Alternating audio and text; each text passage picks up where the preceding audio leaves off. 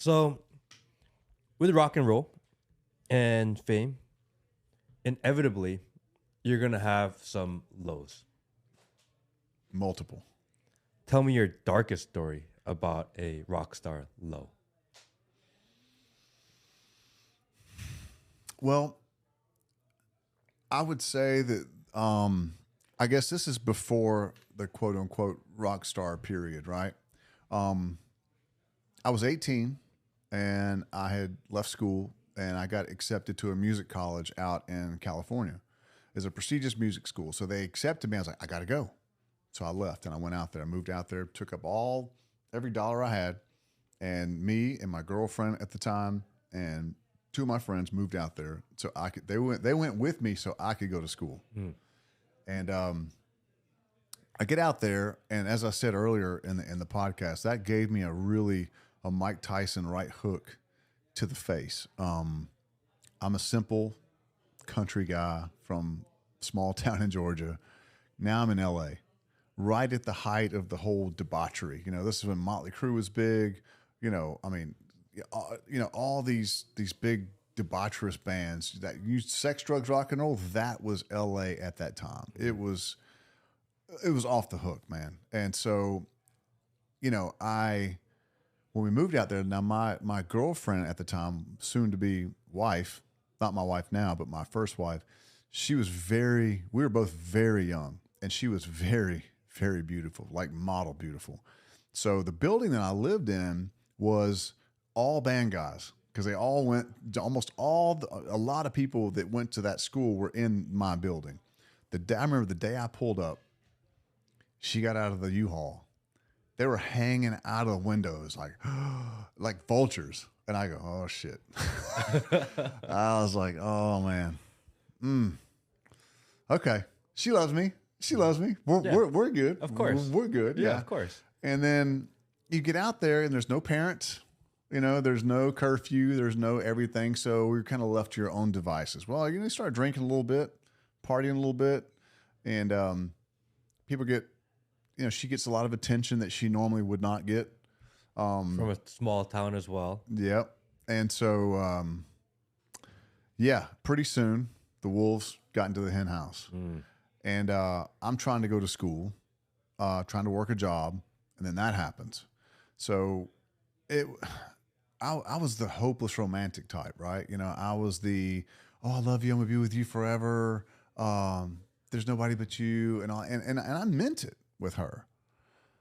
And so needless to say, I mean, I was, as a young kid, I was 18, 19.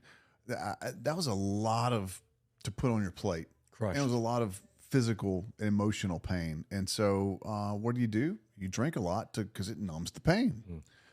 Not the best idea in the world, but then again, I'm 18. Yeah. What else do you know? Yeah. And so we became farther and farther apart. I think she moved in with somebody else. I think it may have been in the same building. I don't remember, but we would kind of see each other here and there. And I felt like I was destroyed, man. And so I drank a lot. Drank a lot. Like every dollar I had was basically spent on alcohol and cookie dough and ramen noodles. And that was my diet, right? I would even drink before I went to class. It was affecting everything in my life. So one day I come home, and it just weighs on me, and it's just killing me, man. And so, one drink leads to another drink, to another drink, to another drink, and I just hurt so bad that I didn't want it to be that way.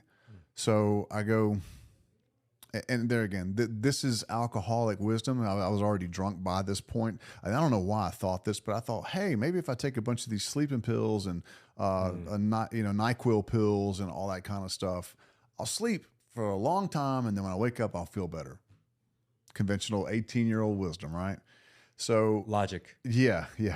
I wasn't in my right head, but anyway, that's what I did. I took a lot of pills and a lot of alcohol, and at that point, I basically kicked my roommates out, except for one of them, and he was out that night, and I was roaming around, and I'd passed out in the bathroom. And pills, vodka, orange juice all over the place. And he came home and found me. He's, oh, that's cute. Look, I drank too much. And so he picked me up and kind of put me in the bed, and it startled me. You know, I kind of came to a little bit, and I was like, all I could think about was where she was. And I figured she was down at my buddy's apartment. There's a bunch of guys down there. You know, they knew she was at that point where she would do just about anything, and so they were all that whole thing. So I got up and I managed to kind of stumble down to the apartment, and I opened the door and I walked in, and there she was with all these guys. They were sitting around watching TV or whatever. But that took my last bit of energy, and I just like boom, and I face planted. Mm-hmm.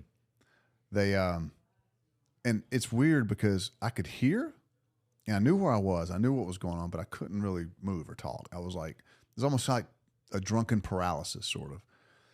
And so they're like, "Ha ha, Scott, very, very, very funny. Get out of here, dude." And they said, "Scott, get out of here." He goes, "She don't want you here." And I was like, and I could hear all this, but I couldn't do anything about it. And a guy walked over finally after a few minutes and was like, "Dude, I don't think he's kidding." I said, "I think there's something wrong with him." And it's like, "No, just get him out here. Like put him in the hallway." "No, I'm serious, dude. I think there's something wrong." And I felt him trying to wake me up, and they opened up my eyes. He goes, "Dude, he don't look right. We got to do something like now." And so finally they called the cops, and well, the ambulance came, the paramedics came, and now you have this scene, right? It pulls up to the front of the apartment building. Everybody's out in the street looking. I feel all these people come in the room, and there's cops. You hear the radios going off and all that stuff, and the paramedics say, move everybody out of the way. They get people out of the room, and I feel him pinching me on my shoulder. I can feel it, and it hurts, but I'm not moving. And so he goes, "Yeah, we need to transport him. This is serious." And I was like, "That's good." And so they started asking me, who's I there with? And Krista's like, he came there for me. We moved out here together. And he kind of gave him the whole backstory. Well, the next thing you know, they got me strapped to this gurney, and I'm strapped down, and I go. They pick me up, carry me down the elevator out, and there's people in the street looking. I can kind of see them out of the corner of my eye, and I see the lights going, and so they put me in the back of the ambulance, and they tell her where I'm going. They took me to Cedars-Sinai Medical Center, and they forced me to sit up. They said, "Scott, you got to drink this. You got to drink this." And I couldn't speak, and they forced this stuff down my throat called Ipecac. Mm-hmm. I don't know if you know what that is or not, but that forces you to throw up, because they said, so I guess my roommate had come down there and said, we took some pills, and so I think they had an idea of what was wrong, but they didn't know. And I got to Cedars-Sinai Medical Center. They wheeled me in there. Now, I think this is a Saturday night. Just take a stab at what an emergency room is like in Cedars-Sinai Medical Center in Hollywood, California on a Saturday night. Mm. Just guess. It is unlike anything you've ever seen in your life. And like I said, there again, I'm kind of in and out, but I can hear what's going on, and I'm aware, but I'm not coherent. Anyway, so they forced me to throw the stuff up, and I'm sitting there. They got all these heart monitors and tubes and IVs and whatnot in me, and then next thing you know, just lights go out. Mm. And when the lights come back on, it's the next morning, and nurse comes in and she sees me. The little monitor goes off that says that I'm awake, and she comes in there, and she goes, "Mr. Sellers?" I said, "Yes, ma'am." She goes, "Doctor, be right in to see you." The doctor came in. Only it wasn't a medical doctor. It was a shrink doctor. And he asked me, he said, "So you want to talk to me a little bit about why you tried to kill yourself?" I said, "What?" I said, "I didn't try to kill myself." And he goes, No. I mean, be honest." I was like, "I didn't try to kill myself." I said, "What are you talking about?" I said, I just drank too much." He goes, No. "Listen to me." He goes, "You had about 40 or 50 pills, foreign pills in your stomach with enough alcohol to float a battleship. If your friends had not called me or called the paramedics, and you'd have just been there, and you would have been dead in 45 minutes. He goes, "You had about 45 minutes left to live. This would have killed you." And then my whole world was like, I was like, whoa. I was like, wow. That's how these people are like, "My guy's a dumbass. You kill him." I was 45 minutes away from that being me because of a girl. and because of my own immaturity and stupidity. So, you know, from that point on, you know, when they discharged me the next day, she wasn't there. And so, but all I could think about was how, you know, how disappointed my mother would have been if I had died, and my family and my sister and my grandparents and my friends. You know, I'm 18 years old. I'm out in California, and I was like that far from fucking everything up forever. There would have been no this. There'd have been no anything. There'd have been no band. There'd have been no my life would have been over at 18 years. And I'm just like, I mean, my mother's shame or sorrow or disappointment. And so that's one of the things that I always say life happens for us, not to us. This was a very painful yet very, very good learning lesson for me. And I realized at that point, man, everything I want to do from that point on would be so that I could make people proud around me, whether it be my mom or my family, my parents, my relatives, my friends, my wife, whatever. And I also knew at that point that I cannot, and this may sound selfish, and you know, people can agree or disagree, but this is just me. I cannot live my life for someone else. It has to be about me. Like Terrell Owens says, I love this phrase. He goes, I love me some me.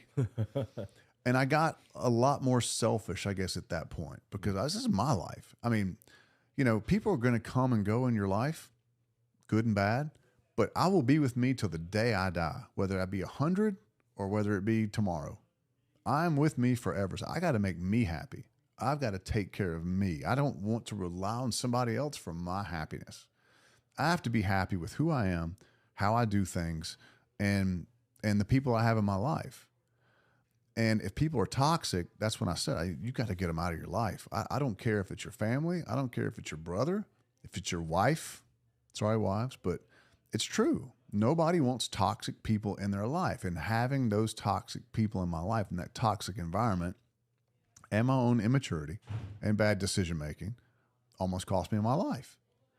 And so that's why, I mean, even to this day, like when I met my wife now, I told her straight up, I said, our first date, I said, this is going to be a lot, but I'm in a rock band. That's what I want to do. I'm gone a lot. Yes, there's girls around, but if I tell you I love you, it means I love you. And I said, I will not live my life for any other human being ever. But I can live my life with you.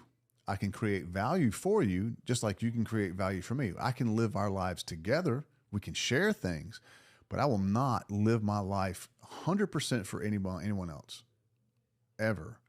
And that's what that taught me. And so I guess the two biggest lessons are, don't live your life for someone else. You can live it with somebody else. And this is just me. I know, and there's, I love my parents, I love my friends, I love my wife, and I would do anything for them. But at the end of the day, if I'm not happy with myself and the person that I am, how can I be of value to them?